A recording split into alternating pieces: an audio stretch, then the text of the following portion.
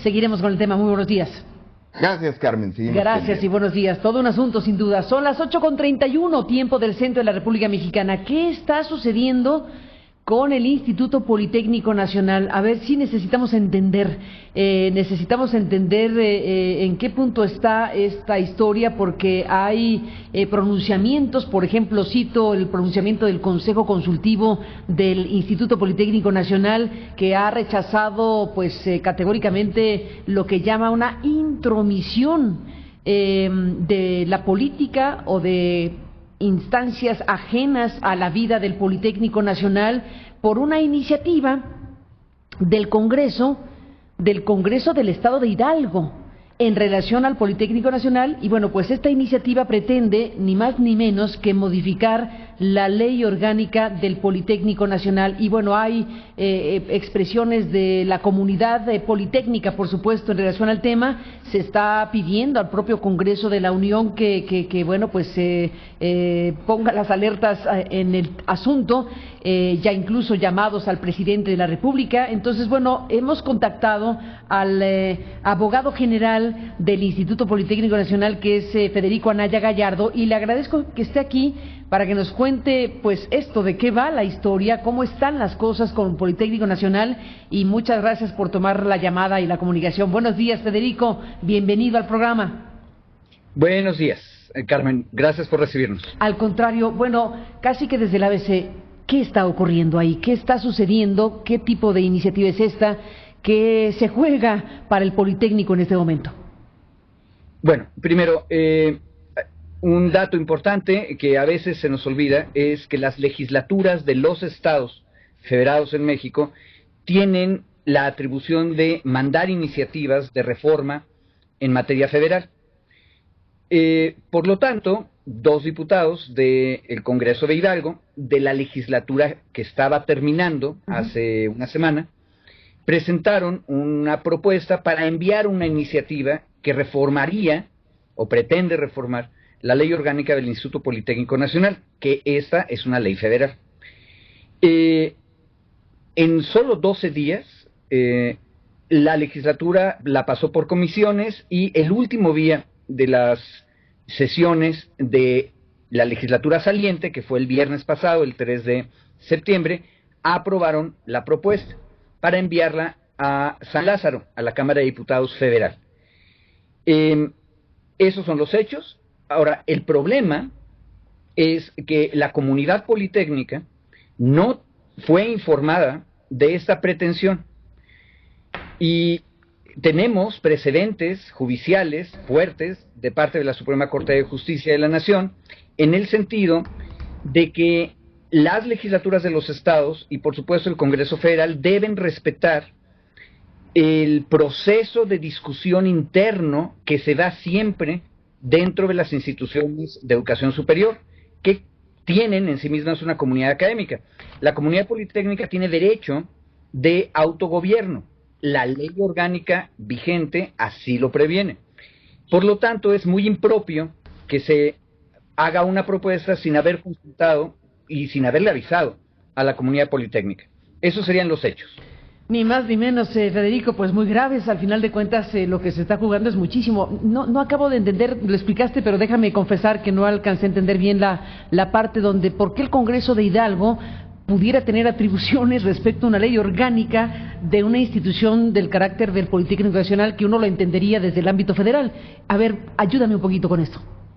Una cuestión, para presentar iniciativas de ley federal, tienen atribución, nos la sabemos desde la prepa, el presidente de la República, los diputados federales, los senadores de la República, los ciudadanos, si juntan determinado número de firmas, y las legislaturas de los estados. Ya está, ese es el punto. Ahí está.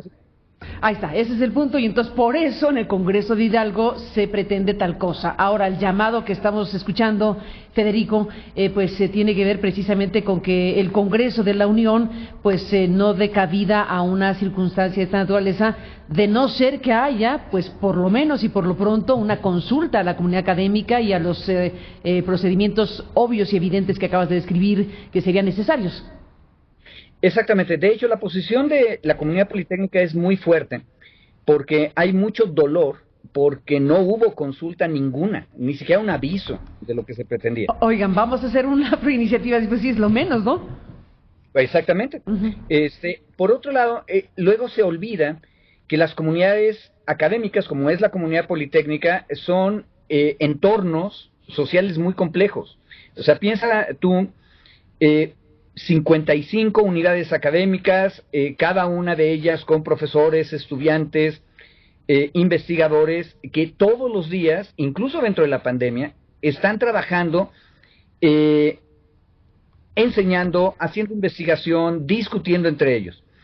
Tienen formas de organización muy complejas, colegios de posgrado, por ejemplo, siguen los proyectos de investigación, se siguen evaluando tesis de grado. Bueno, todo eso implica una vida continua, aún en pandemia, que tiene que ser respetada. Tú no puedes interrumpir todo eso porque a alguien fuera sin aviso se le ocurre tratar de cambiar la ley orgánica.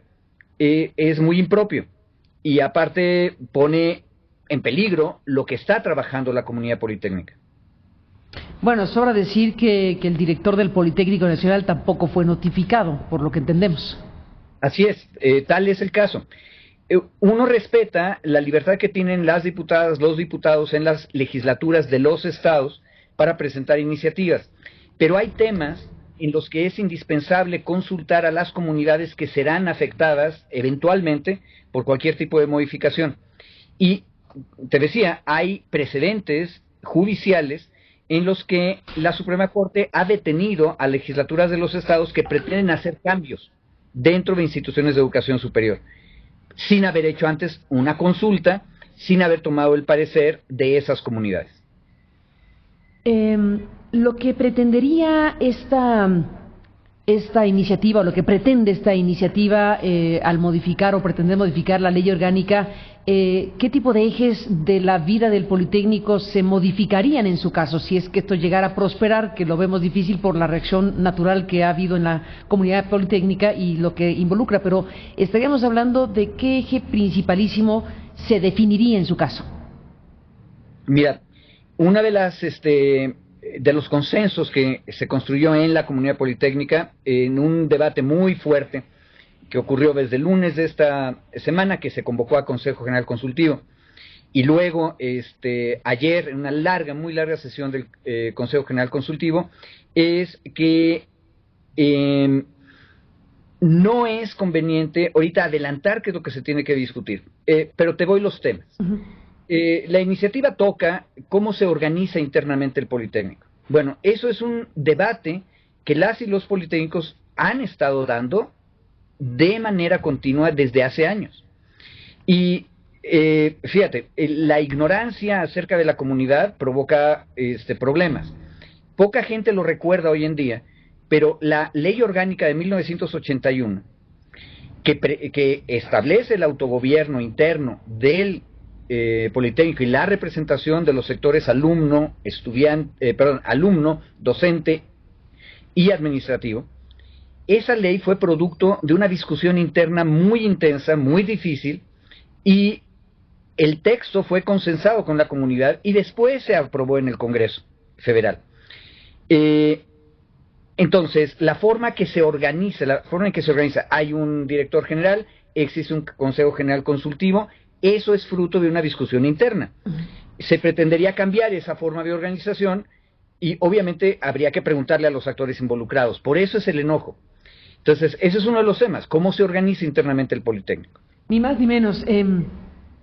No está involucrado el tema de la autonomía o de una idea de dotar de autonomía al Instituto Politécnico Nacional. Recordamos no tengo el dato, perdón, aquel año en donde se consultó formalmente a la comunidad politécnica respecto a si estaba de acuerdo o no que se dotara de autonomía al Politécnico Nacional.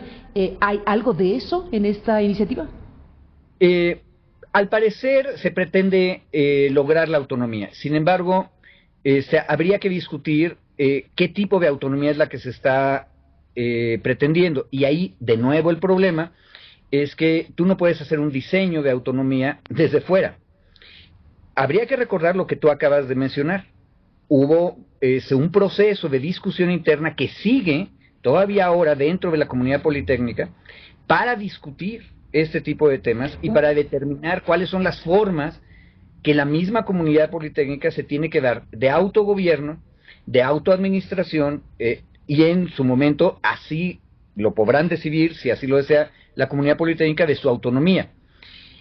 Pero ese tema... aquello, bueno, hubo perdón Federico, que te interrumpa un segundito, hubo un plebiscito, un sí o no, formalmente se consultó a la comunidad, formalmente se condujo este proceso de manera pues muy abierta al final de cuentas, y la comunidad mayoritariamente dijo no a la autonomía de la forma en que se había planteado en ese momento, y la realidad del Politécnico se mantuvo como estaba. Esto ocurrió hace algunos pocos años. Exactamente. Mira, es difícil luego entender cómo es posible, dirían las personas que vienen de otras instituciones de educación superior, que no se desee la autonomía. Y hay que recordar otra vez la historia.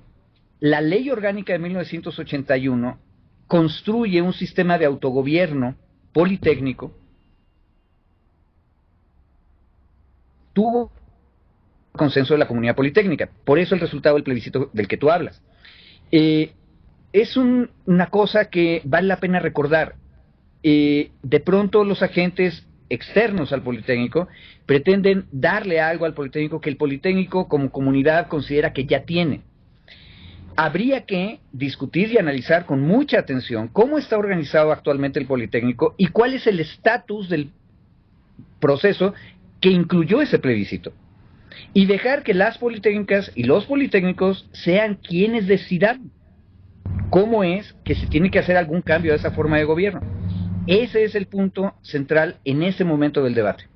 Ni más ni menos. Pues Federico Anaya Gallardo, gracias por tomar esta comunicación como abogado del Instituto Politécnico Nacional, pues en un momento como este, donde hay primero que entender qué demonios está pasando ahí, ya lo has explicado con mucha claridad, y pues seguiremos hablando, si me lo permites. Te pregunto, ¿qué sigue? ¿Cuál sería la siguiente circunstancia después de lo que nos has contado? Mira, el máximo órgano colegiado de consulta y decisión que existe en el Politécnico es el Consejo General Consultivo. Que ya se pronunció.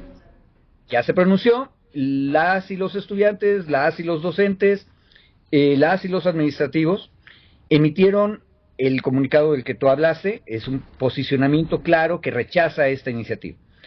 ¿Qué es lo que queda implícita en esta decisión? El director general, que se suma y representa esta voz, ayer nos decía en el Consejo, su posición es la posición del Consejo. Lo que nos instruirá es cómo llevar esta posición frente a las instancias que en este momento pretenden hacer esa discusión que no es propio que hagan. Entonces, tendremos que acudir al Congreso de Hidalgo para plantearle de manera formal que lo que hicieron es incorrecto de acuerdo con precedentes judiciales, de acuerdo con la dinámica social verdadera. Segundo, habrá que acudir a la Cámara de Diputados pidiendo precisamente lo que el Consejo General Consultivo dijo, que no se tome en consideración esto, que no entre a la discusión, porque no ha habido ni siquiera un aviso a la comunidad politécnica. Y, por supuesto, el tema que sigue, y de hecho estaba caminando y sigue caminando, es la discusión interna acerca de cómo cambiar y mejorar las instituciones que la comunidad politécnica ya se ha dado y se sigue dando. Federico, no sé si lo dijiste y se me peló, aquí estamos pensando que el asunto tiene consenso en el Congreso de Hidalgo, o es una bancada, o es un... ¿Quién promovió en su momento hace unos días pues esta iniciativa? Fueron dos diputados de la bancada de Morena, de la legislatura saliente, el diputado Baptista y la diputada Sitle. Obtuvieron la mayoría de los votos en la legislatura saliente, pero esto también te da una idea del poco debate que hubo. En total, desde el momento de la presentación de su iniciativa hasta el momento en que se aprobó enviar la propuesta al Congreso Federal, pasaron 12 días escasos.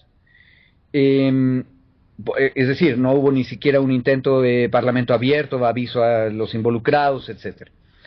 Entonces, hay que tener cuidado. es muy fácil hablar de consenso cuando simplemente sacamos una decisión que parece no tener oposición, pero que tampoco tuvo una discusión seria. Yo no me atrevería a decir que haya un apoyo mayoritario, y habría que preguntar también a la legislatura entrante cuál es su posicionamiento respecto de esta iniciativa que envió su antecesora al frente del Congreso de Hidalgo. Ni más ni menos. Bueno, pues de todo esto, si me lo permites, Federico, seguiremos hablando. Muchísimas gracias por estar aquí esta mañana. Un abrazo y saludos. Suerte, muchas gracias y buen día. Igualmente, Carmen. Federico, gracias por estar aquí. Bueno, como director, en su calidad de director del Politécnico Nacional, Federico tiene una presencia pública, es un analista muy importante que colabora en Rompeviento con nuestro muy estimado Ernesto Ledesma en debates y en discusiones importantes, allá con nuestro amigo David Peña, abogado también, y bueno, pues su ejercicio además lo comparte con este medio de comunicación, y su tarea en este momento también, pues de abogado del Politécnico Nacional, pues es muy importante para entender y saber de lo que está pasando en estos momentos con el tema. Así que bueno, ya están los pronunciamientos desde el propio Politécnico Nacional.